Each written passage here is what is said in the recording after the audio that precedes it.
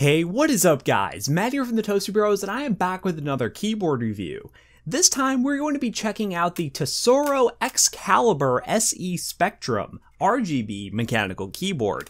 Very long name, but it does feature some really cool technology, specifically their optical switches. But is it worth the price tag of $100? Let's talk about that. The Tesoro Excalibur SE Spectrum is a full mechanical keyboard featuring optical switches. On first impression, this keyboard has a very nice build quality and a standard design. The body of this keyboard is very sturdy and does feel worth the $100 price tag. One of the gripes I commonly give budget mechanical keyboard manufacturers is branding, and with this keyboard at $100, I cannot give Tesoro a pass on this. The Tesoro logo on the top right isn't that bad, it doesn't really break any rules here, but the break the rules quote over the arrow keys is a little bit cheesy and really should not be there at all. The keycaps on this keyboard do follow the gamer marketing that this keyboard has with it, featuring a gamer font that again I'm really not a fan of, especially with these arrow keys. The keycaps themselves though appear to be your typical double shot ABS plastic keycaps. They do feel nice to type on and they fit very well with the optical switches. As for the said optical switches, these are made by Gateron and actually licensed to only Tesoro. The feel of optical switches remind me of a heavier blue switch. But if you want to know specifics on optical switches, I will leave links down below to people who are far more in depth when it comes to mechanical keyboards and switches themselves than I actually am.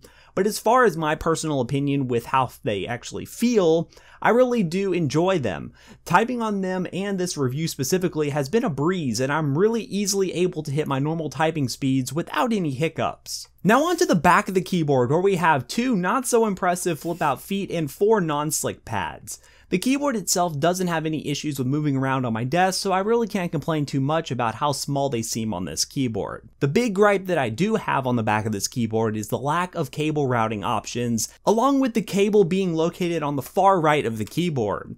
I prefer a keyboard to have a center cable location and have routing options specifically at this price point to allow the user to match their setup and comply with certain cable management setups. The cable itself does seem a bit lacking, being non-braided, and I would have liked to see some sort of braiding on it just for durability reasons, and maybe the ability to have it removable, but that's just a personal preference. Now this keyboard is marketed as an RGB mechanical keyboard, but I do have some issues with the lighting modes. The RGB functionality does not seem too apparent in this keyboard, with the ability to only change the color to 7 static colors and different effects based on those colors. A typical RGB mechanical keyboard that the average consumer will be looking for is one with like that standard RGB wave effect, which this keyboard doesn't have on board, which is kind of confusing to me. That being said, the lighting itself is bright due to the help of the white backplate behind the keys itself. So overall the lighting is okay, but some of the RGB functionality is a little bit miscued in my terms. Now that we have gone over the specifics, how about we transition into that typing test and light show.